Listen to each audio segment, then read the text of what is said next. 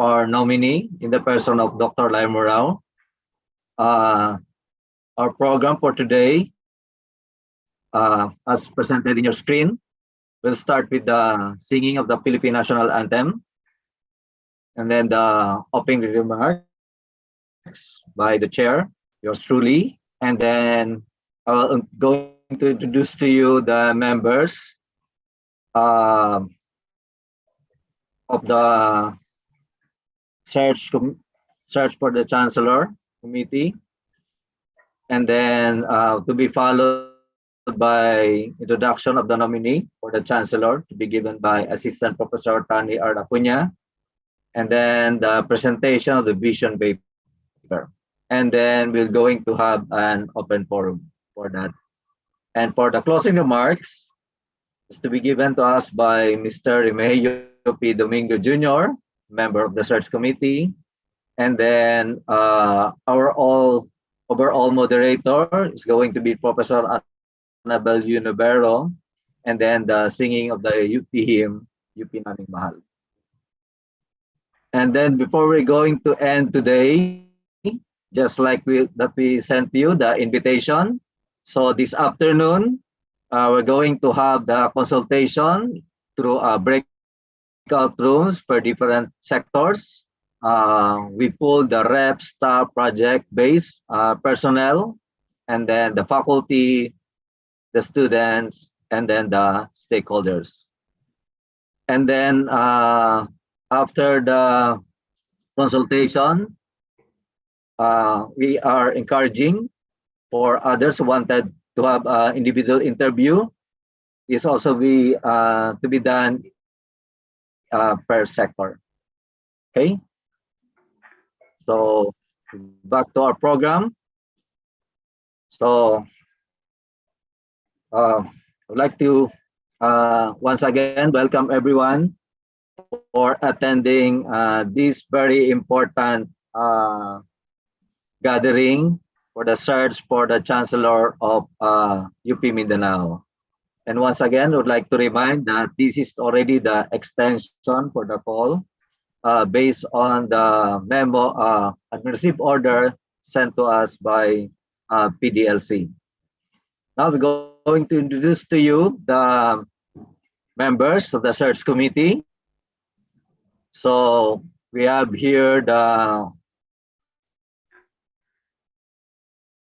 as the senior faculty representative in the person of Dr. Annabel Unibero.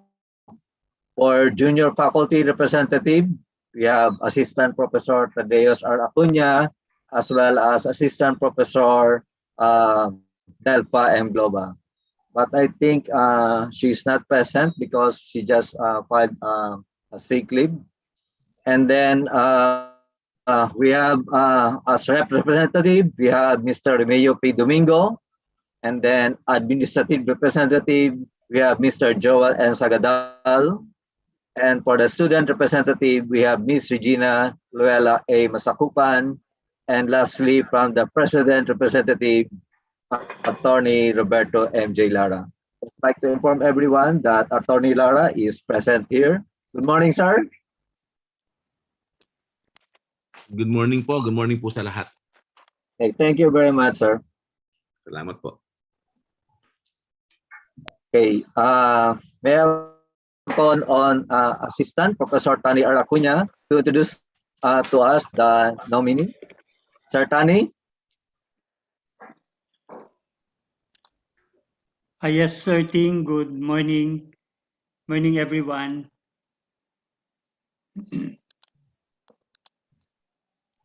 Okay, let me introduce our new nominee for the extended search now for the next UP Mindanao Chancellor. Our new nominee is currently a faculty member of the College of Science and Mathematics. She is with the Department of Biology. She earned her PhD in the University of Nagasaki in Japan in 2011 in the field of medical science in infection research. She also earned her master's degree in microbiology in the University of Illinois in USA in 2004. Currently, she is also the program director of the Philippine Genome Center, Mindanao, and has actively participated in various research projects, both here in UP Mindanao and some collaborations with research institutions in Belgium, in Japan, and in the USA. She has been with UP Mindanao as early as 1999, and then she was back as full-time professor in 2014. She has also received numerous awards from her various research projects and as well as scholarships and fellowships.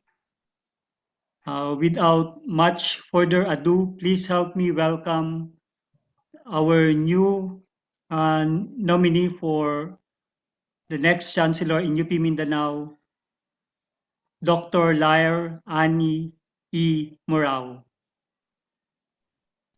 Good morning. Thank you for that kind introduction, Professor Acuña. Let me first try to share my screen.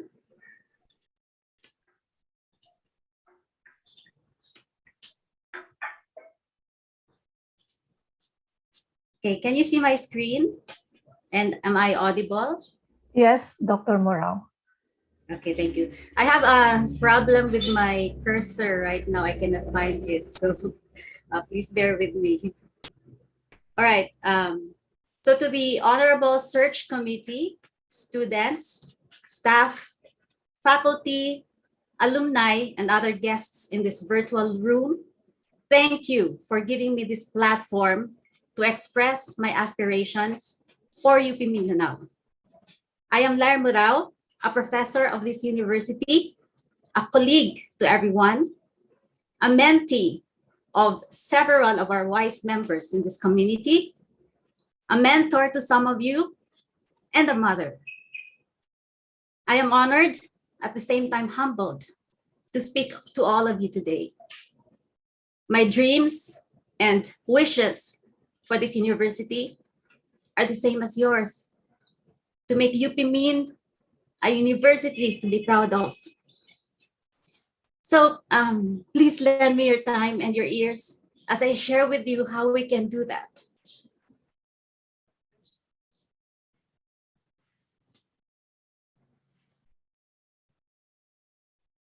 Okay, just hold on because my mouse is not working. All right, okay, let's move on. So, you see that picture there? Do you miss that?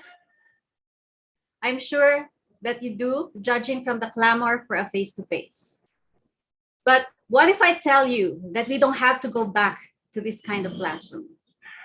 What if I tell you that learning can be more fun and satisfying? Like this, or this, or this, this, this, and this. This is the future of education. Borderless, engaging, agile, accessible, and relevant to the times. Now, according to Barber and his colleagues, traditional education is already dying. 21st century society is experiencing an avalanche of rapid changes that is driving the educational system to extinction. As a university, standing still is not an option. We must learn to adapt to these changes and evolve to provide high-quality education. For education to be of high quality, it must be transformative. Transformative means providing the right tools in education for sustainable solutions through the synergy of collective efforts. UP Mindanao was born from the desire of our alumni to establish a university that serves Mindanao with a deep understanding of its complexity. 26 years later, here we are now, producing successful graduates, competent people who serve the university, competitive academic programs, and numerous outputs in research and innovation. Now, can we make UPMIN more transformative and an effective partner for change? Yes, definitely yes, but only if we act now and be ambitious enough to make a change. So how do we do that? We need individuals as lifelong learners, university leaders with a clear niche and who create value, governments that promote flexible support systems for students, strengthen linkages between university, society, and innovation, and uphold meritocracy. Hence, my vision for UP Mindanao hinges on these principles. A transformative university at the forefront of 21st century innovation in education, research, creative works, entrepreneurship, and public service. Our mission is to provide education, research capability, creative environment, entrepreneurial culture, and public engagement that transform lifelong learners into responsive leaders, advancing culturally sensitive solutions to issues of rapidly changing times. We can achieve this if we first and foremost raise core values that preserve the individual, inspire the community, and make an impact to society. Respect and integrity, academic freedom and accountability, inclusivity and collective significance, social responsibility, and excellence. I'm not gonna dwell on this longer. I would encourage you to read my manifesto to really understand what these values mean. Our strategic priorities will cultivate and revitalize the university's community, resources, systems, and programs to support transformative education. We will strengthen existing systems, address the current needs of the society, and prepare for unanticipated events. We Rise will focus on welfare, resources, innovation, systems, and expanded impact as our priorities. The university's success depends primarily on the people, and their welfare is a top priority. You know, we have been in the pandemic for how many years? 2 years already. And during these times, our students have been shocked and tried to cope with this new online mode of learning. Our faculty have been working tirelessly, producing modules and trying to sustain learning for our students. Our staff, our frontline workers, they have risked their lives to be physically present at the workplace, at their offices, to be able to run the university. These people need some rest. So it's time to step back, refresh, and be recharged to gain a more positive outlook. How are we going to do that? We will embody core values in daily interactions, promote mental health, physical well-being, and work-life balance, enhance security in the campus for the protection of our constituents, and promote a green and sustainable environment in the campus. Resources. We are a small university, and our limited resources cannot keep up with the growing demands. We have just around 170 teaching and non-teaching personnel, some of which are still in contractual positions. And most of these are the skeleton of our workforce. They are the ones that drive our operations and make the university sustainable. Another thing that is in my heart is the student center. How I wish that we could have a modernized student center so that, learning can be more fun and engaging. So there's a lot of things that we'd like to do for UP Mindanao, but we do have limited resources. So we will grow our resources. And how are we going to do that? We will align resource allocation according to strategic priorities, deepen linkages with alumni, local and international networks to support research generation and meaningful collaborations, promote the professional development of academic and administrative personnel, and support the development of maintenance of physical as well as digital infrastructure, because that is also very important nowadays. Innovation.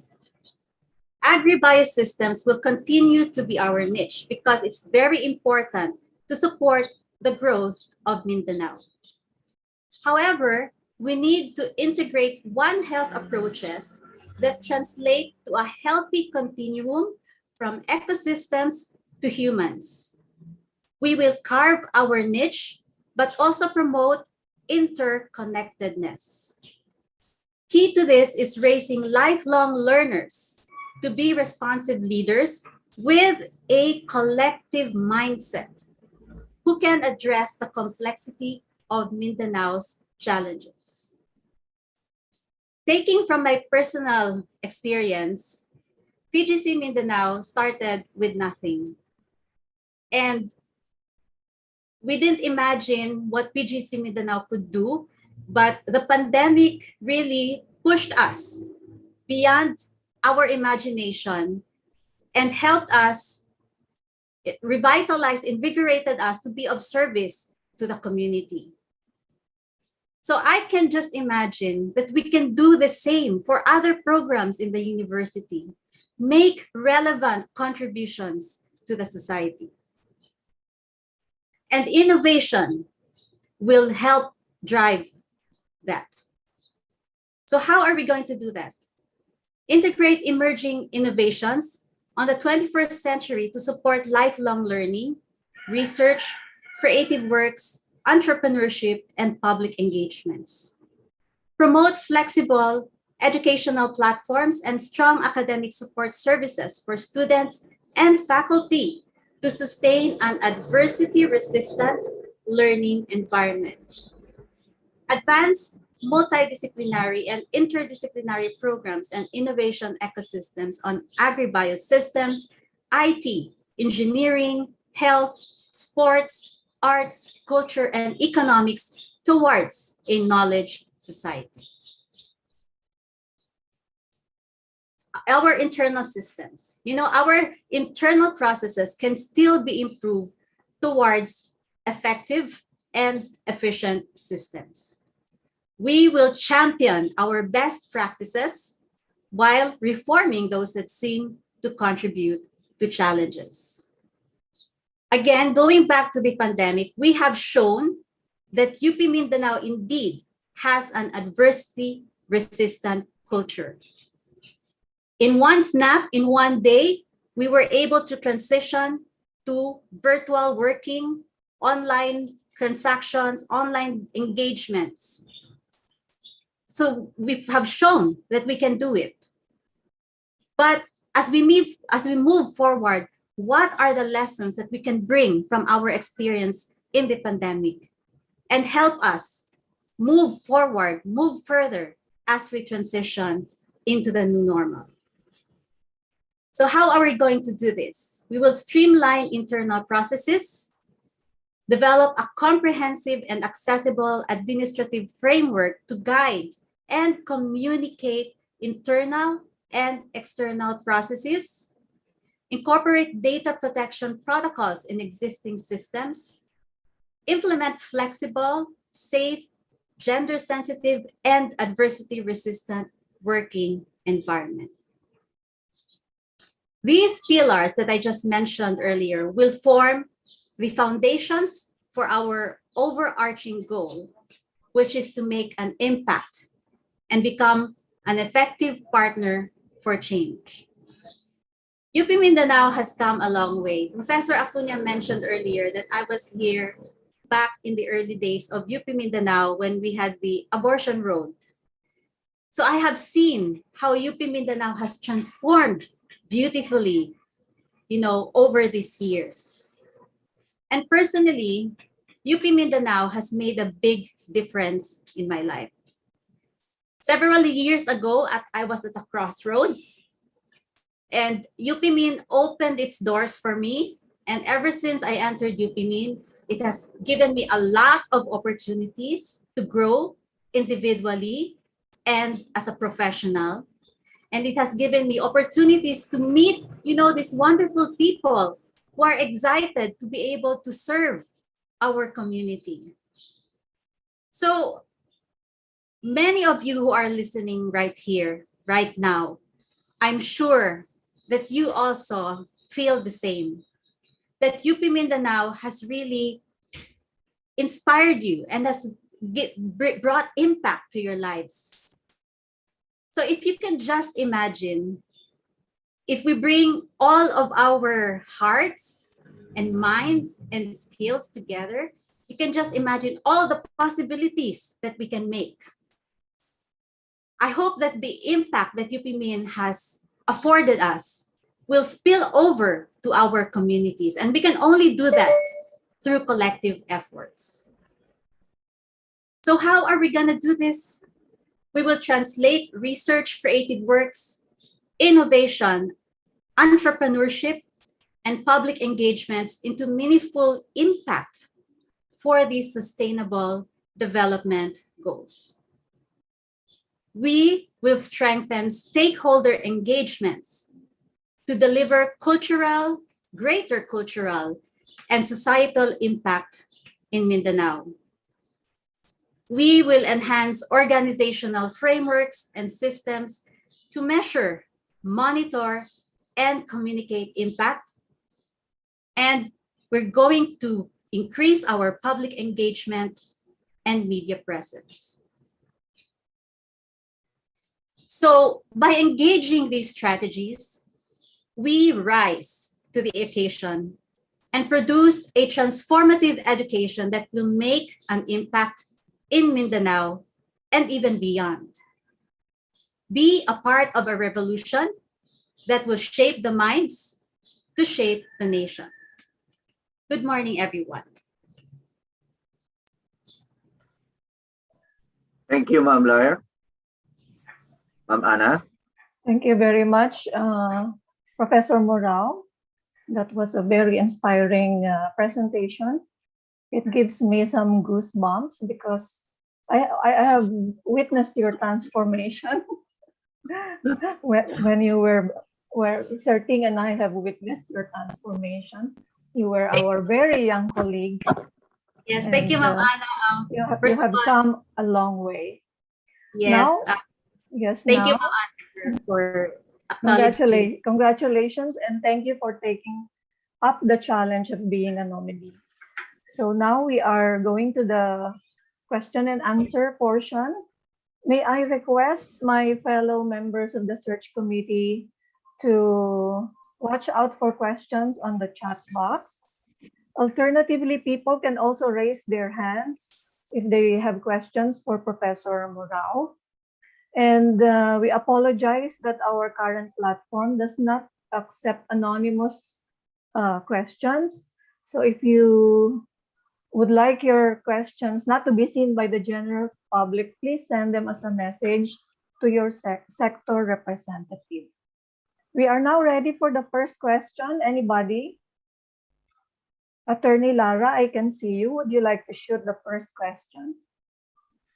No, as a member of the search committee, I will reserve my questions for the interview of the Okay, thank you. interview and nominee. Thank you very much, Attorney. Thank you. Anyone? I want to raise the first question. Professor Adele Garcia? Oh, Yeah, Professor yeah. Elson, that's you. Yeah, of course, everybody knows me as Professor Elson, but I have to change my account because I was hacked twice. And Ma'am Ana was also victimized. So I changed my name and recalled my maiden name, which is Adele Garcia. But of course, legally, I'm Adele Garcia Elson. Okay, and this is now a big problem in the social media. And I think this will also have an impact on our online classes. Okay, so as you know, first I want to congratulate Professor Murao. You have a very comprehensive presentation, and how I wish it could be fully reached and maximized. Okay, so I totally agree with your plans for UP Mindanao, which is transcending to a higher level. However, I do not say that the past chancellors have done nothing, but I don't think it was fully maximized. But then going through your plans, you are very much aware that there will be some problems, hindrances, constraints. Of course, number one is the limited human resources. Of course, until now, lack of items. Yes, the system keeps on giving us items, but it's with a lower rank and not even cannot even support a decent life. Okay, so we really have to compensate in other forms our staff who have been suffering for the past so many years. So with regards to our faculty, this is one sensitive topic. How will you stand on the continuous awarding of waiver, despite the warning from the system, on the so-called waiver on the up and out policy? As the former dean, it's a common knowledge, I stepped down from my post as dean simply because I can no longer work with noisy people who wanted to continuously violate the well-respected policy of the university. And they are still there. I'm sorry, but I call them the noisy group. So how would you address them? Of course, there are 3 nominees, including you, and each camp have nominated their own candidates. If ever you will make it, of course, I know you are the most third-party neutral among the 3 candidates. So how will you address them? I'm very sure, based on my experience as the former dean of the SOM, they will never stop. They will keep on consistently practicing acts which are not in compliance and in adherence with the highly respected university policy. So how will you deal with them? It's a constraint, I know. So, and also how will you deal with the unresolved issues, the legal cases that remain pending until this time. I know you will be very full with so many responsibilities and accountability. This is not a major concern, but then it is still a hindrance to the smooth sailing and attainment of your set goals and plans. Yes, indeed, that's very true. That these are forming constraints in the growth of the university. And I'd like to bring you back to our strategic priorities, to We Rise. Our first and foremost priority is welfare of the people. And the first item that I put there, the first thing that I put there, because I believe in my heart, this is the first thing that we need to promote in UP Mindanao, are the core values. Race values, respect, integrity, academic freedom, accountability, inclusivity, collective significance, social responsibility, excellence. The first item that we have to do is to embody these core values in our daily interactions. So that's the first transformation that has to happen in UP Mindanao, because we cannot make a transformation outside if we ourselves are not transformed. So that is the first thing that we need to address in UP Mindanao. Thank you. Thank you, Can I Professor. pause for another question? Okay, please go ahead. Okay. So with pandemic now with us, I know our logistics and resources are not sufficient enough, even to include also the trainers training for our very own faculty. I know for a fact, as myself is not well versed with high technology, and that would also include the modular preparation, how to handle online classes, because I have heard some negative responses from the students, of course, from the School of Management, from the MM courses. There are some who are not qualified enough or not effective in handling online classes, but there are some who are already excellent because they went out of their way to improve themselves. And how will you plan to have, do you have a plan for, still on this is harnessing human resource competency, plan to upgrade the competencies, especially on handling online classes? I think this is very, very important. Okay. Yes. 2020, March 2020, when the mayor announced lockdown, we were forced, to overnight transform ourselves into online learning. And it has been a very big challenge. It has been a long journey for all of us, for all of us here.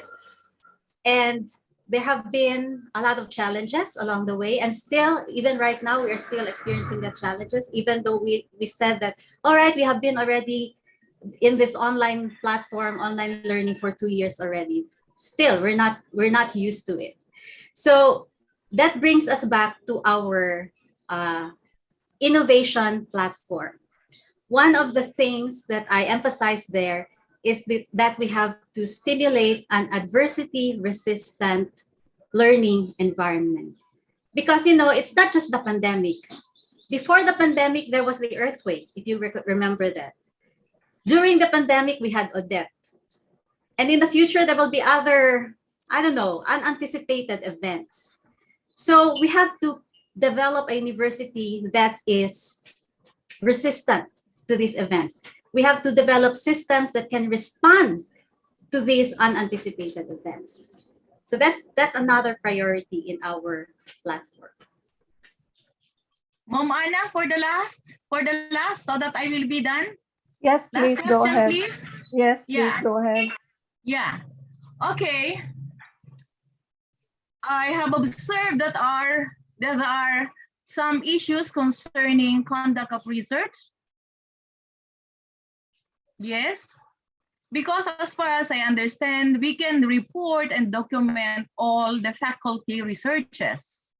But then it's a common knowledge that a lot are doing it on their personal capacity and on the end of the period, just to present and to raise their points for promotions. All of a sudden, a lot of researches, personal researches will come up. Okay.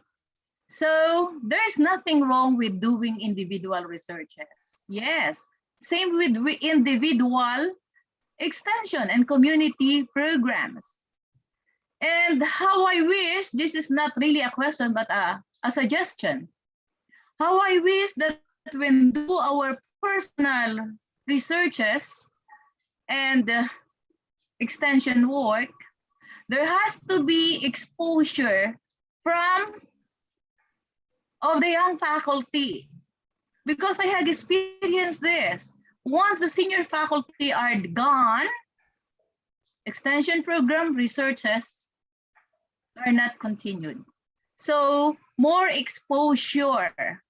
And how I wish young faculty, junior faculty should be also willing to be exposed in the same manner that the senior faculty must also be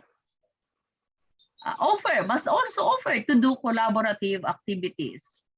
Based on my observation, this is not fully maximized. So that's one.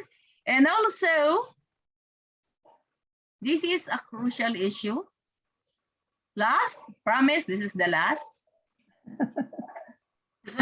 The award is for the, I don't care. I'm retired anyway. I don't care if they will get mad at me, but I'm telling the truth. This is the awardees for the Balik PhD program. We know for a fact, it's a common knowledge, that there was a clear violation of the Balik PhD program. Okay. It must be made clear, because I asked in the interpretation from the legal office of the system, that once a Balik PhD awardee is hired, she or he must abide with all the requirements and the provision of the program. But then it seems it is not fully observed. I know for a fact that not even an approved proposal was submitted. And yet, was given a tenure, but not in observance with the policy of the Balik PhD program, but based on the normal policy that once you have submitted a publication, refereed publication, you will be tenured. I think there must be an investigation on this issue, which will be followed. The program in which the person was hired, given a silver platter, given a sure item, not haggling like the others, and yet he was tenured, or she was tenured, applying a different policy on tenureship. This must not be a precedent case. There must be an end to two major policies of the university: the up and out policy and the tenureship for Balik PhD awardees. I don't know if you're aware of this, but honestly, it happened in my college, and that made me step down as the dean of the School of Management, because it seems the officers higher than me did not honor the highly respected university policy. And lastly, I know, I would admit, I really left UP with a very heavy heart, I uprooted my family from UP Diliman, and it's no joke. And I hope if you will be the next Chancellor, our effort, our commitment to serve UP Mindanao will not remain in vain. That's it. Thank you very much. Thank you very much, Professor Elson. I'm going to call those who are going to ask the questions in sequence as I have them in my notes. First, Professor Tani Acuña with questions from the faculty. Next, Professor Nanyola with questions from the chat box. After Professor Nanyola, Professor Kobayashi, who is raising his hand here. Professor Acuña, please go ahead. Thank you, Ma'am Ana. Ma'am Lair, I have several questions coming from faculty, from the 3 colleges. Let me read these questions. First, this is related to genome studies and societal considerations and ethics.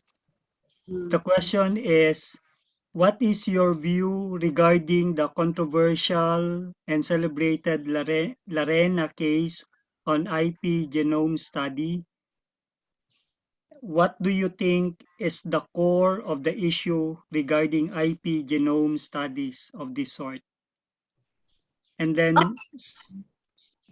Can I answer first? okay po.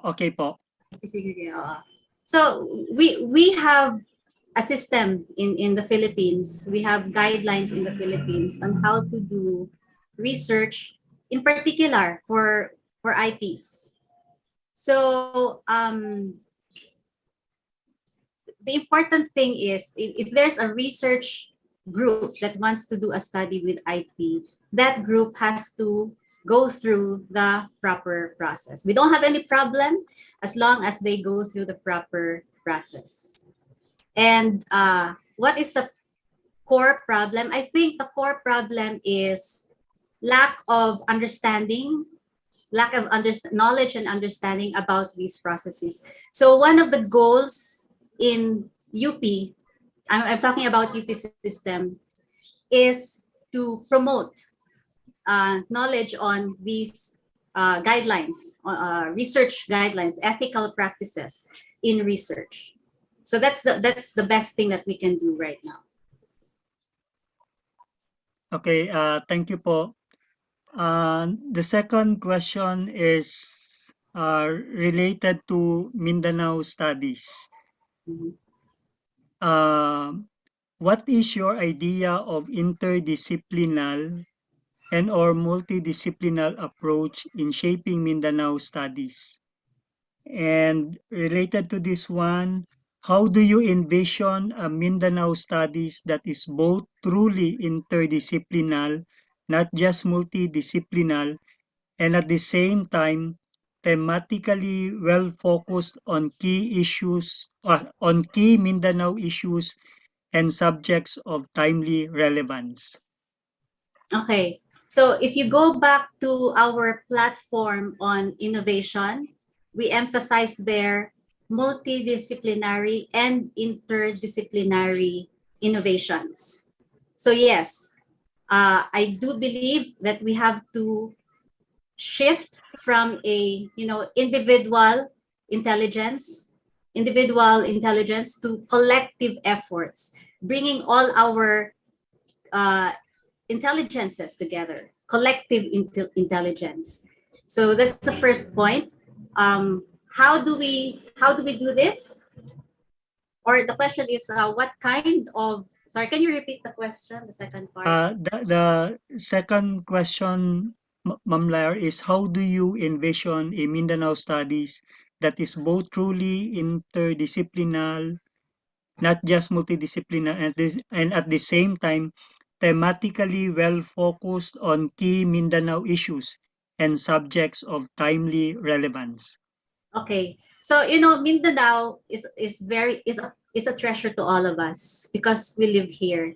And we know that Mindanao has lots of potential, but there are also lots of challenges in Mindanao, and we are all also aware of that. So Mindanao is a very complex society, and we can only contribute to Mindanao if we understand that complexity, and we can only address the complexity if we work as a multidisciplinary and interdisciplinary team. So how do we shape our plans for our Mindanao studies? First and foremost, we have to identify what are the key challenges, gaps in Mindanao. Second, what what are our key resources in Mindanao? How we align our resources gap, then we can now formulate a strategy to address those challenges using what we have.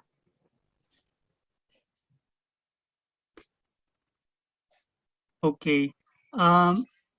In relation to this Mindanao studies, Ma'am Liar, another question is, how do you see UP Mindanao's role in the development of BARM as one of the key Mindanao issues? Very important indeed. As I mentioned earlier, there are a lot of challenges in Mindanao. One of the regions that need our help is BARM. So I'm aware that we already have started, you know, engagements in BARM, and we're gonna continue to pursue that. Okay, thank you po. Another question is related to resource generation. What is your strategy in generating financial resources from the private sector so that UP Mindanao will not be dependent on government subsidy? And how do you ensure that UP Mindanao does not become simply an appendage of private sector objectives so that it can still become autonomous as knowledge generator while taking in private funding supports?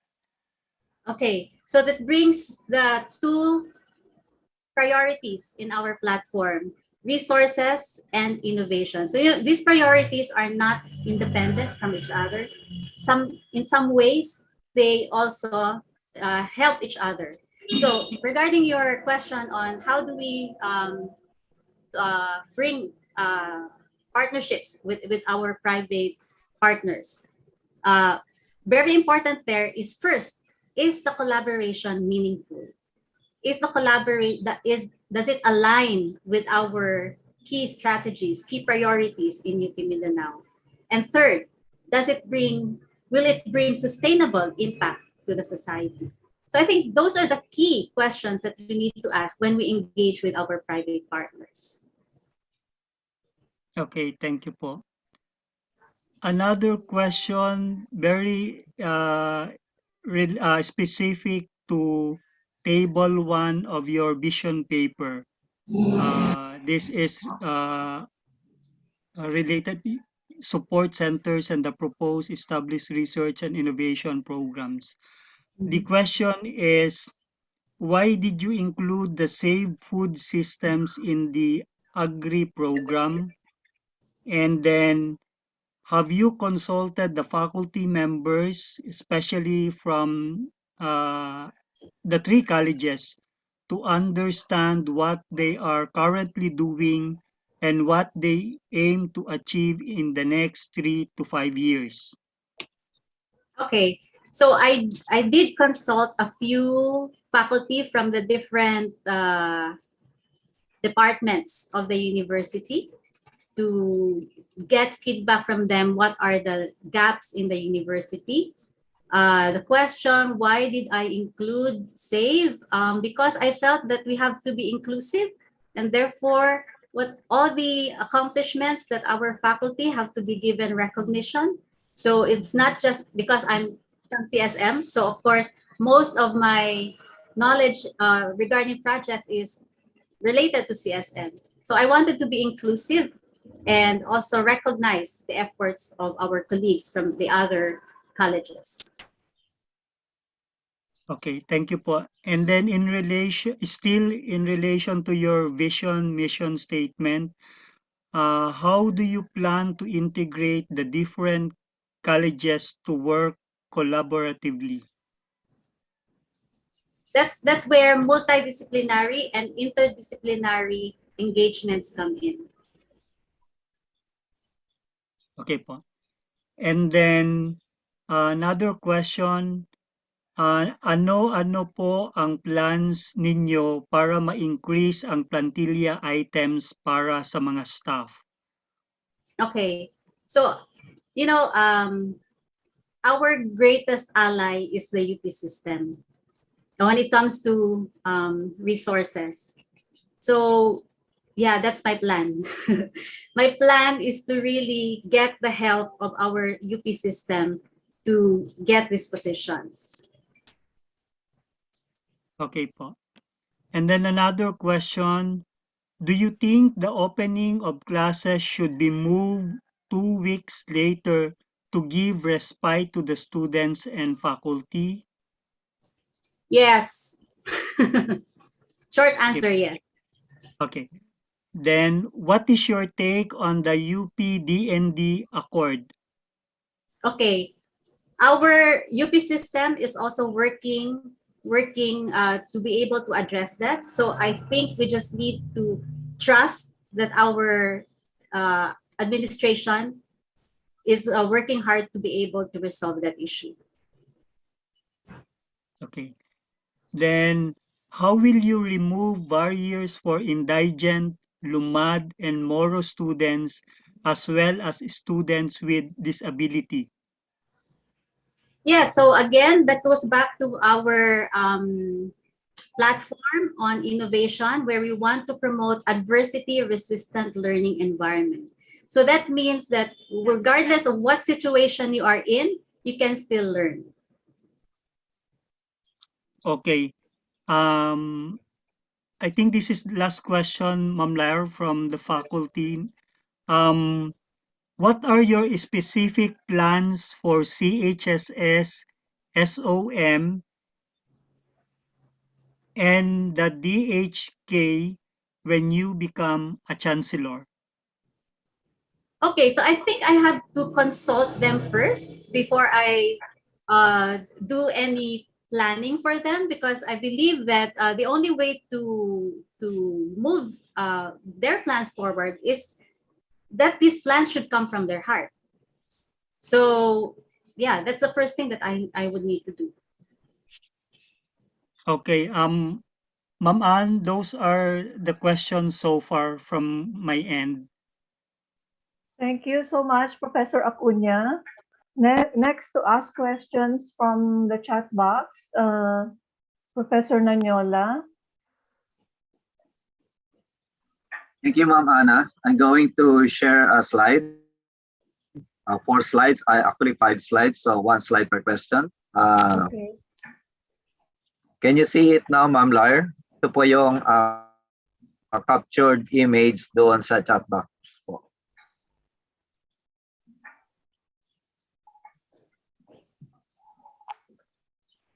Okay, first question.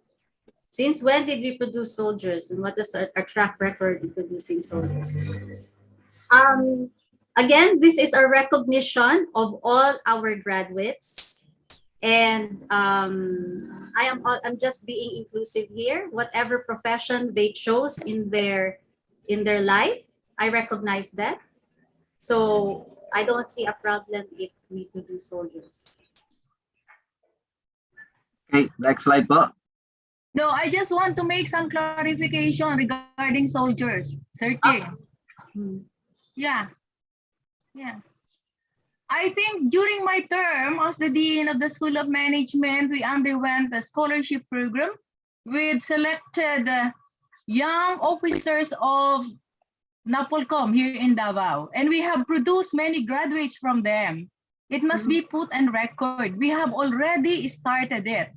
We have them as students in our masteral program, and they are now occupying high positions, by the way. So all we have to do is to look back of what we have done, not only with the School of Management, but perhaps with other colleges, and see. And this was done with the major help from one of our visiting professor from AIM. He connected us with the top officers, and they created a scholarship program. So I think that could be a good model and also a good suggestion. So we're not zero on that aspect. We have started doing it, but sad to say, I don't think it's being pursued nowadays. Thank you. Okay, I'll proceed to the next slide.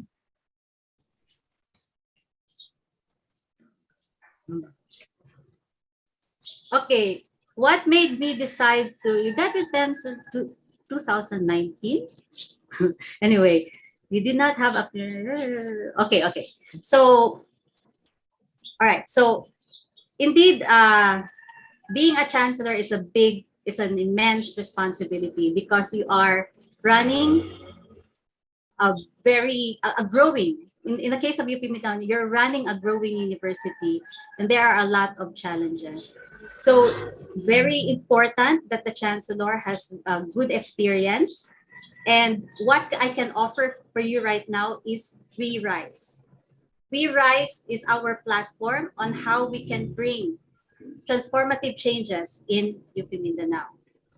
The other thing that I can offer you is my 10 years of global experience working across different cultures and organizations of different sizes and complexity in Asia, US, and the Europe, in addition to my 10 years of experience in UP Mindanao, starting from when UP Mindanao was just growing, and now that UP Mindanao is making leaps and bounds in society.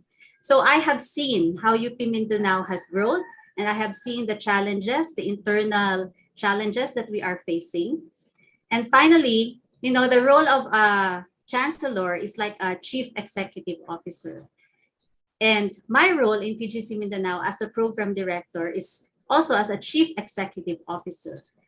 And my vision for UP Mindanao is the same with my vision for PGC Mindanao, to be transformative. The only difference is that now I have to bring it to a grander scale. Okay, next question, Ma'am Lawyer.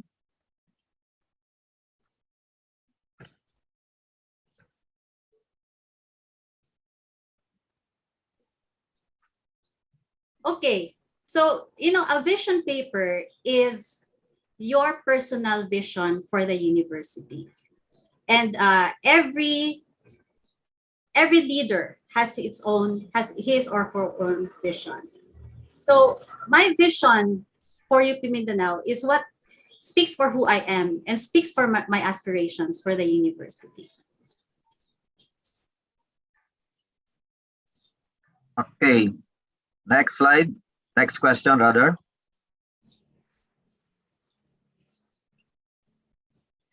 Does this refer to informal settlers? Yes, I think. Okay.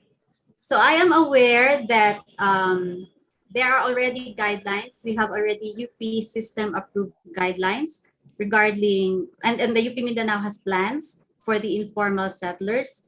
The next stage is to implement that plan. Okay, one last slide. This one. Why did you decline your chancellor and run out during the experiment? What is your plan when you said you will not left stone unturned and change the administration? What is your evaluation of the current setup? Okay, first question. Indeed, this nomination journey, this has been a long journey. It started last year. I don't know if everybody is aware, but this journey already started last year. During that time, that was the time when PGC Mindanao was called to serve for the biosurveillance program in Mindanao. And we were just, we were just starting that program. So back then, my mind was focused on having this program set up. Now, when the extension was announced, and during this time when the extension was announced, I think the turning point was that I found people started talking to me. And I saw that there were people who believed in me. And therefore, I questioned myself, perhaps I do have this opportunity to be a blessing to others and to be able to make a difference for other people. So I did. To be honest, I prayed for it. And eventually, I talked to the people who were close to my heart. And I was really blessed because they affirmed my aspirations, and that's why I decided to run for the position. But I'm not after the position. I am here to present my aspirations for the university. Number 2, what is your evaluation of the current setup? We're doing great. Very, very difficult because of the COVID-19 pandemic. You know, we were already getting there, but because of the COVID-19 situation, everything was put on hold. So I think this time that we are transitioning into the new normal, it's about time that we put on the accelerator again. Number 3, you always said you are not ready. Ayaw mo ng manager. What is then your motivation now to run for the highest and most difficult admin task? Okay, again, I'm saying that Chancellor, the position of a Chancellor is the Chief Executive Officer. And the key role of the Chief Executive Officer is strategizing and planning and leading the direction of the university. And with my experience in the past, including for PGC Mindanao, I believe I can do that. Ma'am Ann? Yes. Tapos ka There na, is Sir another Ting? question from the chat box, but I think we need to cater Sir Vlad and then Sir Briggs, and then just please come back to me for Is the question recent question. related to the previous question, Sir Ting? Is it just a follow-up? Somehow, yes. Can I just present this? Just allow it. Okay. Hold on for a while because this is a very. I will just. Is this the one from? I think it's the same, Sir Ting. I'll pause this. Okay, go ahead. Hold on for a while.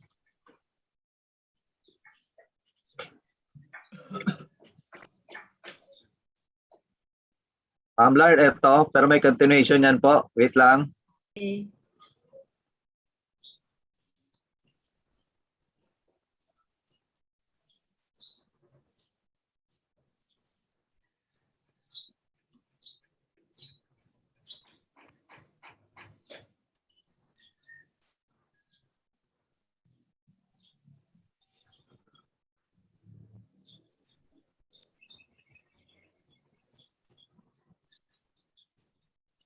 Mindanao Study Center.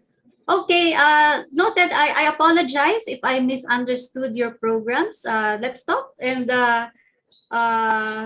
figure out where we can put best your programs. I apologize. Thank you, Ma'am Anna. I think we can go to Sir Vlad and then Sir Briggs. Okay, thank you, Sir Ting. The next to ask The question is, Professor Vladimir Kobayashi, are you still here? Yes, ma'am, I'm still here. Can you hear me? Yes. Okay. After Professor Kobayashi will be Dr. Briggs Merced. Okay, thank you so Go much. ahead. Yes, thank you, Ma'am Novero. First, I would like to thank, of course, Ma'am Lai, for accepting the nomination. This is really a big challenge, and I think while reading your paper, it's like I'm reading a scientific output. It's really very. I'm quite impressed actually. It's very clear, it's on point, and it's very relevant to what we're doing. I have actually, siguro this is like a rhetorical question din, so you don't need to answer, but just my comment. Where have you been? Di ba? Yun kasi ang aking ano. Siguro, if you have run before, meron na siguro tayong chancellor for ngayon. Especially now that this is the turning point sa ating ano, sa maraming bagay. Yes? But I'm quite impressed with your background, global. So, ano pang i-ask natin? Global experience, you have led PGC, you have made impact, kahit short, and then you have been with UP Mindanao, although you did most of your work, some of your work abroad. So, yan yung, kumbaga, hinahanap natin if we are into international outlook. So, I have two questions actually for you, Ma'am Lair. I think you are our strongest candidate or nominee so far. This is just my opinion. Okay. One question is, it's true that chancellorship is really an administrative. Siguro 60% or maybe 50% of the task is on administration. It's good that you have the vision, because that is what I see as a leader. Talagang they set the vision, they set the mission, they set the goal, and they mobilize people. So one question I have is, what do you think is your main administrative skill, or how will you do things differently in terms of administration? That's my first question, ma'am. Okay, I cannot do this alone. I think everyone in the position would say that they cannot do this alone. And so very important here is to bring competent, able, and motivated partners in our desire to serve the university. So we will bring in these people who I believe have the potential to also be able to serve the community and help in running the operations of the university. Thank May you, I, ma'am. may I interrupt? Yes, ma'am. Because I think this is a perfect situation to answer the question that was sent by private message to me here.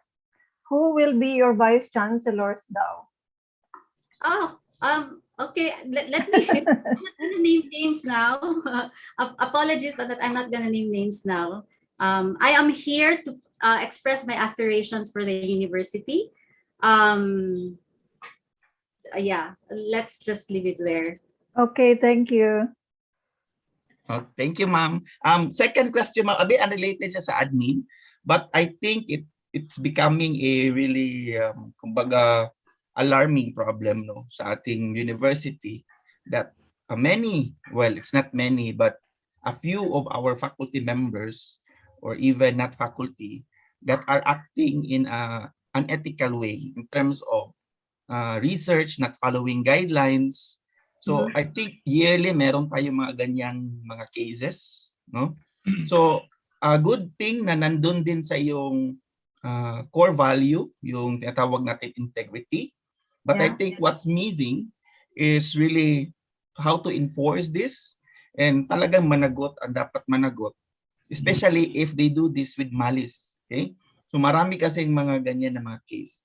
So yung aking question on that, ma'am, is that paano kaya natin ma-ensure, ma-enforce na hindi lang tayo puro tolerate, hindi lang tayo puro reprimand, but meron talagang concrete action. If we are kasi connected yan, di ba, sa integrity, connected din yan sa excellence. So how can we cultivate excellence if we allow these things, or allow some of our colleagues to engage in these unethical acts, especially sa pag-teach or sa pag-research. So paano natin ma-enforce talaga ito, ma'am, na Kaya merong result or meron tayong tangible result in terms of disciplining or even putting mga punishment. Well, I won't call it punishment, but for the lack of a better word, para at least maiwasan na natin ito and matanggal yung ano na dapat matanggal. Okay, this is the time that we maximize our ethics teams, no? I'm glad that UP Mindanao has already a research ethics committee, and we need to support that that committee so that it will be really institutionalized and they can operate really efficiently. So that committee will address the research component of ethics. We also have our ethics committee in UC, and that's one way we can tap those. We can tap that committee to address those issues. So it's just a matter of knowing what we have right now, looking at what we have right now, and maximizing them so that these issues can be addressed. Thank you, ma'am. Are you finished, Professor Kobayashi? Ma'am, thank you. Thank you very much. I will just insert this question I just received in the chat box, because I think it's related, Ma'am Lair.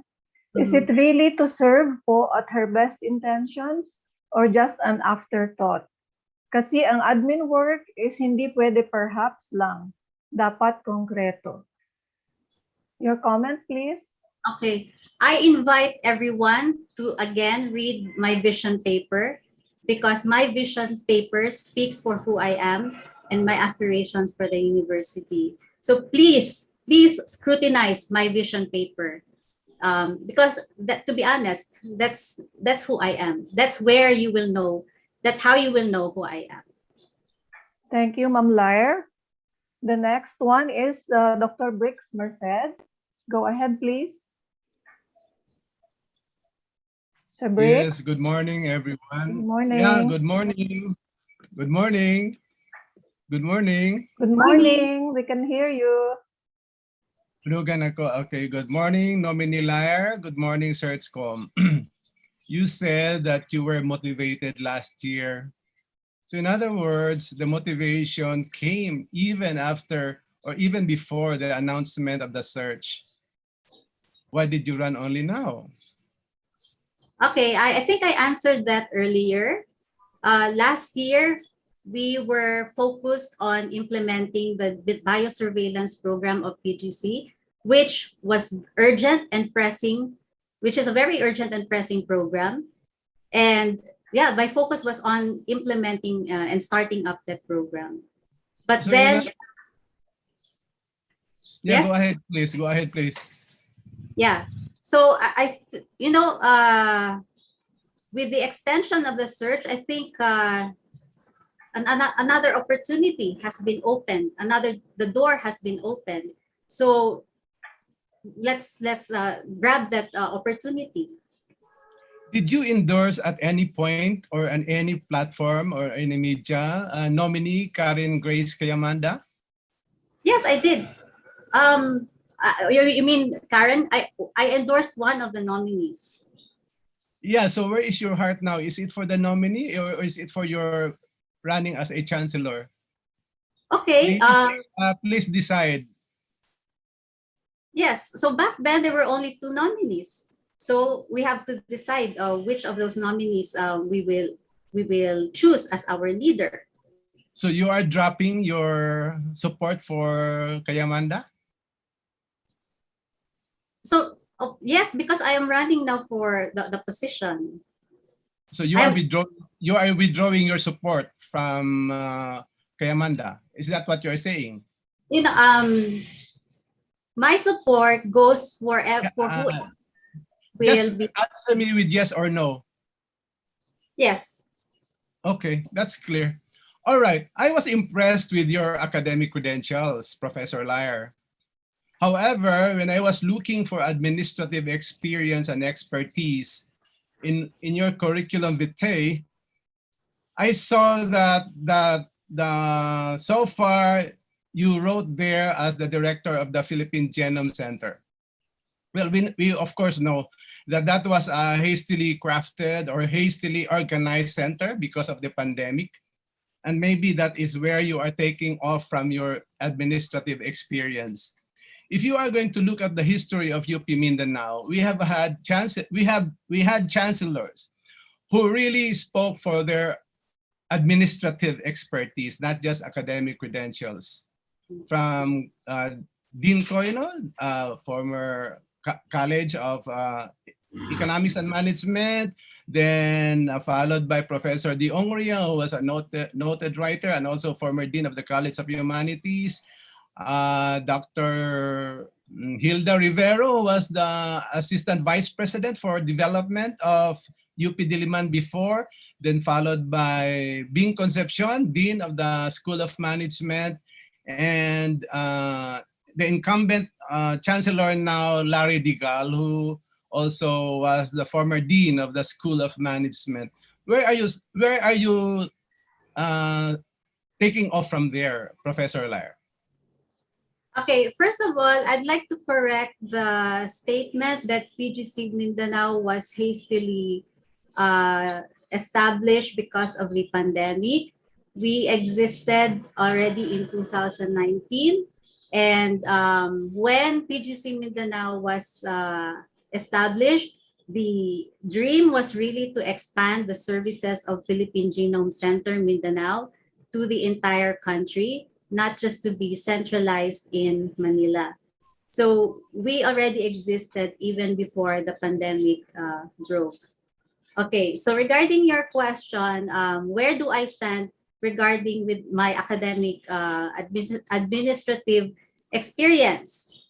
Okay, so, you know, the ability to run the university is really a very important part there is your vision.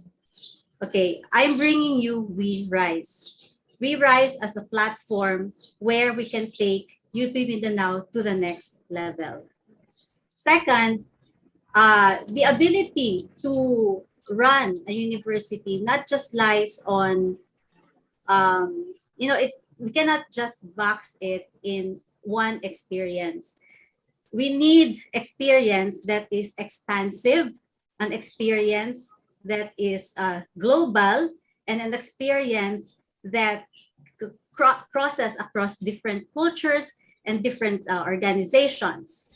And that kind of expanded experience and learning will help us be more open to opportunities for UP Mindanao and not be boxed with what the traditional, academic setting. Okay, assuming that your answer is correct, may I hear from you specifically? This will be my last question. Give me a very specific academic problem, a very specific administrative problem of UP Mindanao that you can anchor on your vision paper. Mm-hmm. And how do you intend to solve it within the first year? And what is the expected output of the constituents of those problems? Okay, academic problem. We need to improve our programs, academic programs. And right now, we already started doing that. So we have different initiatives in sports. We have different initiatives. We have the Mindanao Health Initiative. And we also have plans to engage engineering in our programs. So that's something, these are low-hanging fruits that we can take with us because we just have 3 years. I just have 3 years. And the best strategy there is to take the low-hanging fruits from what we have right now and bring that forward. Second question, administrative problem. Okay, internal processes. One of the things that we need to do is, that brings me back to my platform on systems. One of the things that we need to do is to develop a comprehensive framework which will serve as a guideline for proper guideline and communication for our internal and external transactions and movements. So how do you anchor those to your vision, and what is the expected output that our constituents are expecting from you? Yeah, so those are part of our key priorities. Remember in internal systems, we will invigorate our internal systems for efficient and effective systems. And the systems, as I've shown you in earlier, these four key pillars: welfare, resources, innovation, systems, they are the foundations of our ultimate goal, which is expanded impact. So we cannot expand our impact if we don't address these four priorities as well. Anyway, thank you for your enunciation, Professor Lair.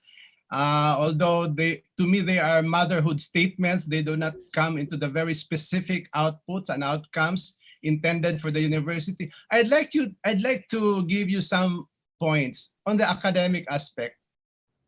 I'd like to inform you that some of our degree programs have not yet been approved by the Board of Regents. That's on the academic aspect. So if you have done your research about academic problems of the university, that should have been included in your vision paper. On the administrative aspect, we are on a deficit year in and year out. So I don't know, I have not read that in your vision paper, but anyway, you said that a vision paper is reflective of the person who is running for the position, and it reflects you. So we are taking that off from there. But actually, in my own evaluation, you need experience, really exposure to the administrative matters and the academic affairs of the university to really get the first, the exact picture of what the university is at the moment, and where you should anchor your vision should you be the lucky appointee as the next Chancellor of UP Mindanao. Good luck on your journey, Professor Lair, and God bless you on your journey also. Yes, thank you, Sir Briggs. That is well taken. Thank you, Dr. Merced. Next is Sir Ting. Professor Nanyola, do you have any more questions? Thank you, Ma'am Lair. Yes, I have 2 slides for the Ma'am Lair. Go ahead, please. Ma'am Lair, can you see the first slide? This is actually a follow-up question. What is your perspective on the Mindanao Studies Program? Why is it included in the research program? What is your take on ROTC being revived in the university? In your One Health approach, I cannot see holistic plans on addressing health and wellness of UP Mindanao and employees and students. Okay, so let me first go to the first question. What is your perspective on the Mindanao Studies Program?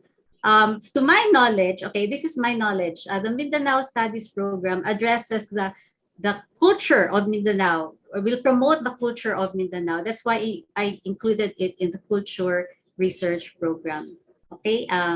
Second, what is your take on the ROTC being revived in the university? So let's go back to our core, one of our strategic priorities, which is welfare. One of the priorities there is to protect the constituents of the university, and protection includes physical security, academic freedom, and human rights. Third question, in your One Health approach, holistic plans on addressing health and wellness of UP Mindanao employees. Again, that goes back to our priority on welfare.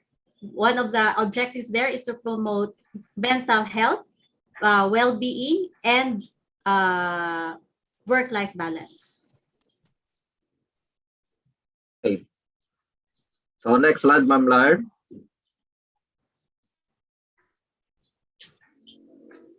Iwan po ba ang PGC? Okay. So of course, as a chancellor, I cannot take on 2 jobs. That is not possible. So there are other able individuals who can run PGC. It's not just Larry. PGC is not just Larry Murao. PGC is PGC. And I believe, we have already been running for 3 years. and my team are already competent and they can already know the operations of PGC. And I know people who can run PGC. It's not just Lara can run PGC. Thank you, Ma'am Lair. I think yun yung pinakauli at ang chat. I will check again. Okay, thank you, Sir Ting. Sir Tani, for some follow-up questions. Thank you, Ma'am Ann. Ma'am Lair, this is just a follow-up question in relation to your answer to the question of Sir Briggs earlier regarding what you intend to do to a specific admin-related problem in UPMIN, where your answer is to develop a comprehensive framework. My follow-up question is, can you probably elaborate on this development of a comprehensive framework in consideration to the legal limitations of every government-related admin processes, if you know of these limitations?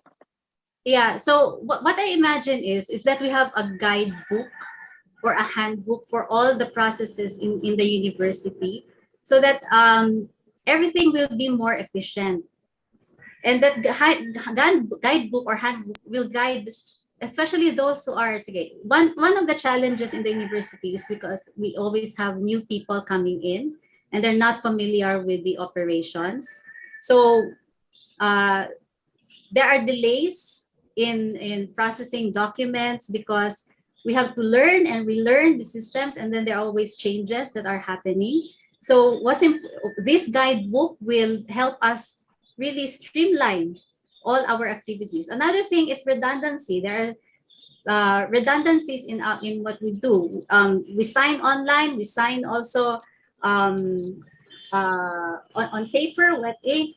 Is there a way we can streamline these processes? And then there are also times that documents have to go through one person to many people in one office before it reaches the head of that office. Is there a way that we can again streamline these processes? So those are some of the challenges that I see in our internal systems. Dr. Merced is raising his hand. You have a follow-up? Actually, it's not a guidebook.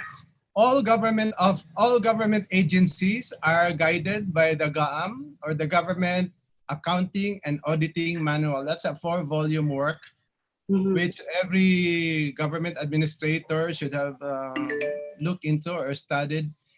And from every now and then, you have the issuances, guidelines, policies, memorandum circulars from COA, Commission on Audit, and other government agencies. So I think that's one thing that should be stressed here when we speak of administrative processes and procedures. Yeah, so it's a 4-volume guidebook, no? And unfortunately, not everyone have the leisure to go through that, especially those that are doing the groundwork. So we can for example, develop a more comprehensive, like a guide, simple guide, so that will help our constituents with the internal operation.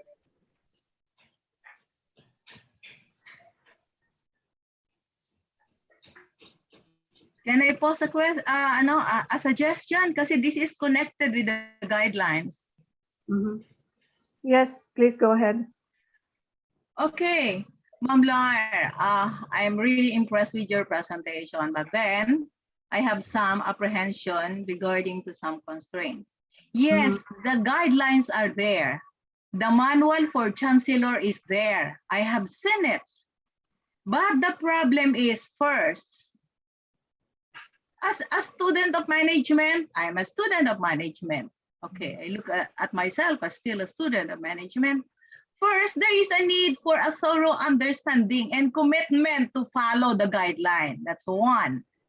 And as I have observed, we have never given any sanction or penalty to the violators.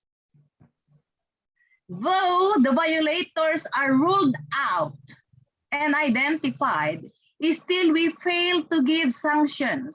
And that's the problem with the written guidelines. Some are not clear on the sanction and penalty. I don't want to sound harsh, but look at my case. When I retired in November 23, 2016, in UP Diliman, the time to process all your benefits will only take a month or two. In my case, I waited for 1 year. And you know, the concerned people would say, it's already pending in Diliman. Sad to note that when I had a chance of going to Diliman, my papers are not yet there and still pending on the table on one of the staff in HR department. So that is a very clear case. It's hoarding, not attending to the documents. My goodness, when you retire, you have nothing. How will you live? Because employment would not only mean we have to take care of our people the moment they are employed. It's also looking into the future and looking into the benefits they will get after retirement. I don't know the experience with other retirees, but mine is a very concrete experience. So that's it. There is a need for a strict monitoring and a strict operational control system. And that those who failed to do their responsibility, some would say they are overburdened with work, then we have to remedy it.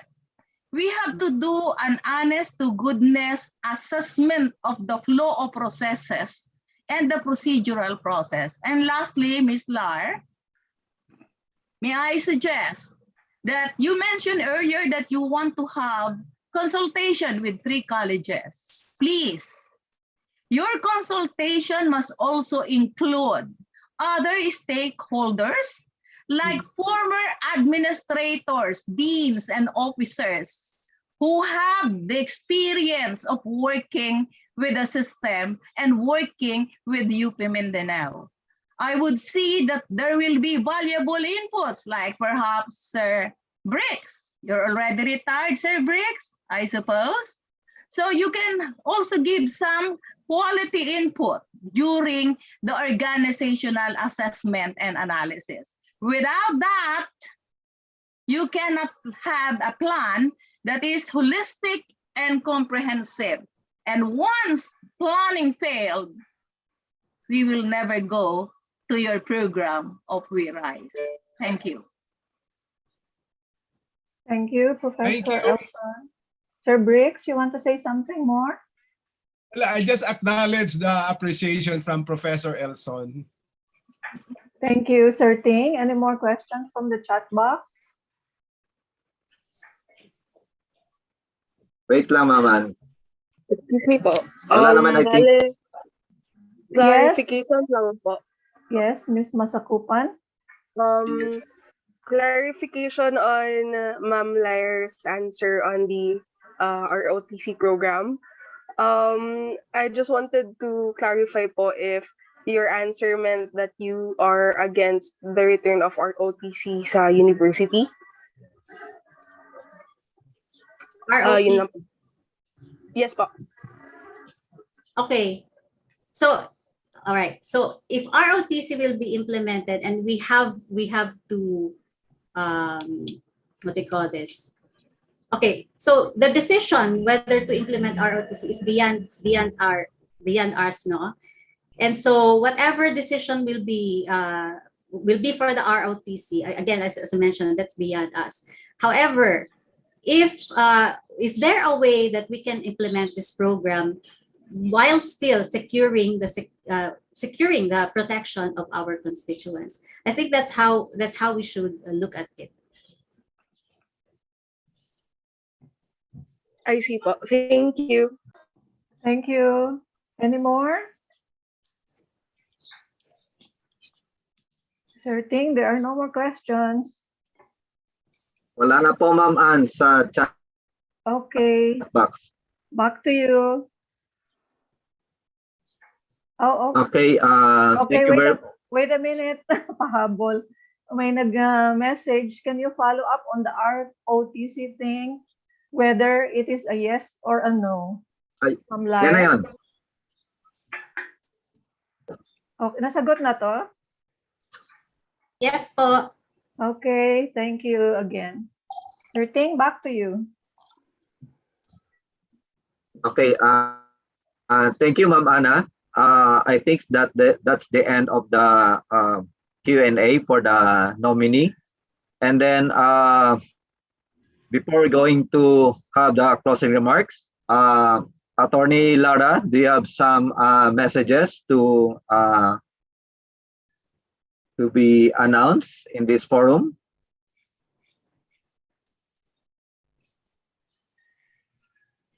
I messages? What do you mean? I don't have any. Or anything, something, sir? Wala naman. No. As I said earlier, I will limit my questions doon sa interview with the nominee. Okay, thank you, sir. But I would like to thank everybody for participating, for coming to the forum and asking questions also. Maraming salamat po sa inyong lahat. Thank you, Sir Lara. So with that, we can proceed now to the closing remarks. And I'm back to you, Ma'am Anna. Sorry. Oh, okay. I would like to One last thank- announcement pala, sorry. Wait lang, I would like to thank si Rem ang mag-a-announce, di ba? I would Yes, like pala, to, si Renz, I would para like I apologize, medyo nalilito sa Sir Ting. I would like to thank Dr. Lair Murao for putting herself up for scrutiny today. And I would like also to congratulate you. Being a nominee, as you have found out, is not a mean feat. So thank you very much for that. And I also like to thank everybody.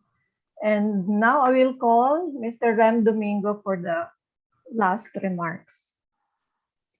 Thank you, Dr. Novero. So we have heard the vision, plans, and dreams of our additional nominee, our esteemed colleagues from the College of Science and Mathematics, Dr. Lair Ani E. Morao, on the call for the extension of the search for UP Mindanao Chancellorship.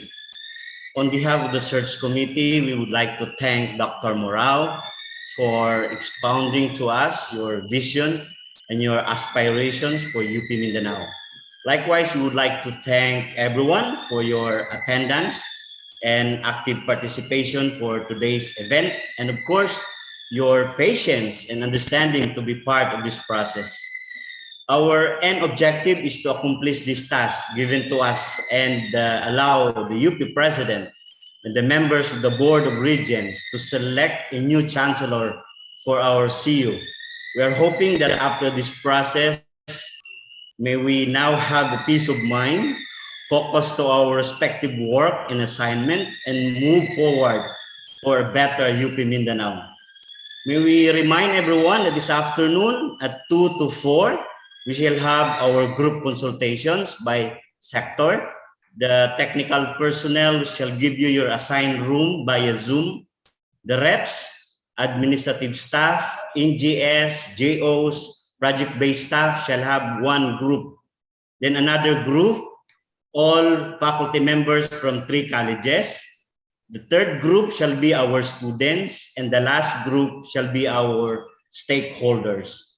Then between 4 to 5 p.m. Today, we shall entertain individual consultations with any group.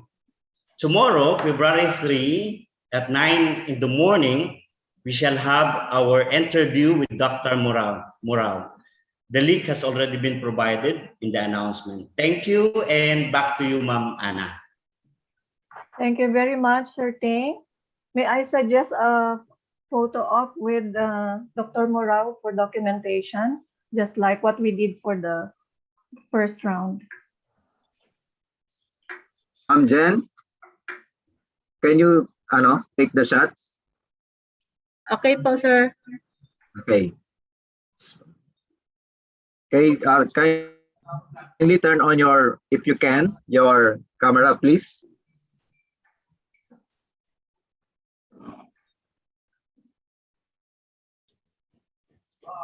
Wait lang, Ma'am Jen, at nagbubukas pa sila ng kanilang mga No.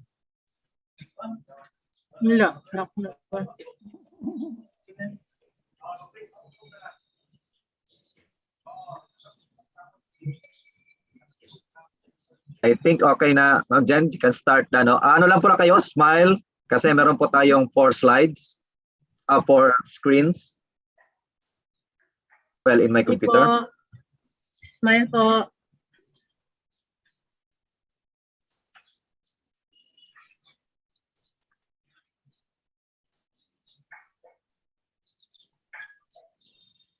Next slide.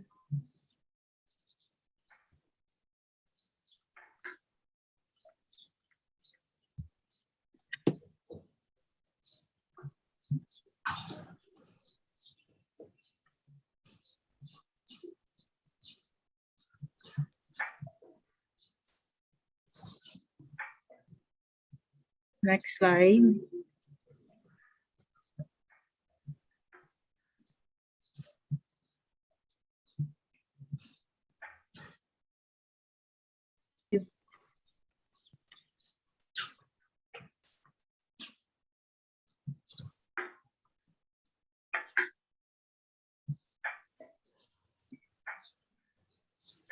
The silent man. And last one.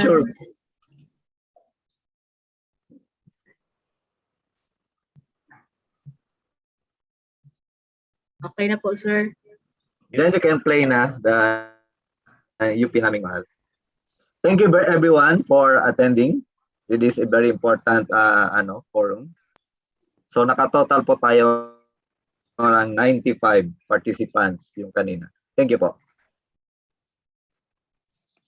Thank you, everyone. Tayo po ay magsitayo bilang pagpupugay at awitin ang UP naming mahal.